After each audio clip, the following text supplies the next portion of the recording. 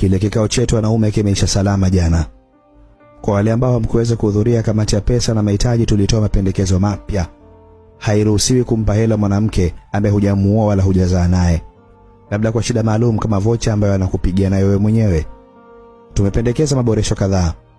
Swala la kukutana ni la wote, sio upande mmoja.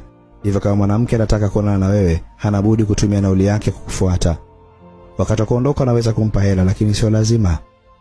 Kikaoni pia tulizungumza kuhusu hela ya kutolea na mwafaka ukawa, kama wanataka hela kutolea basi waje nyumbani kuifuata hela kamili.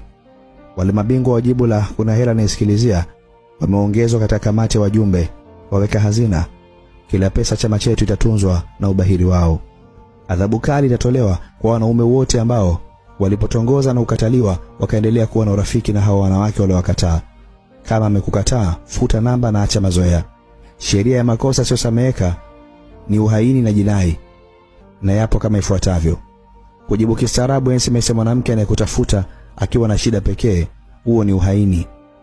Kutomwazima mwenzio chumba pale anapotaka kuleta manzi yake, huo pia ni uhaini. Kumkandia, kumwaibisha mwanamume mwenzio ili upendwe wewe, huo ni usaliti.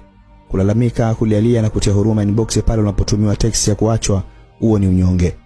Kumpokea kwa bashasha demu asiyefanana na Snapchat yake, huo ni uhaini. Mwanamke ambaye kwenye edit za picha ni Rihanna alafu akija karibu ni Mandonga, inashauriwa aachwe stendi ya daladala.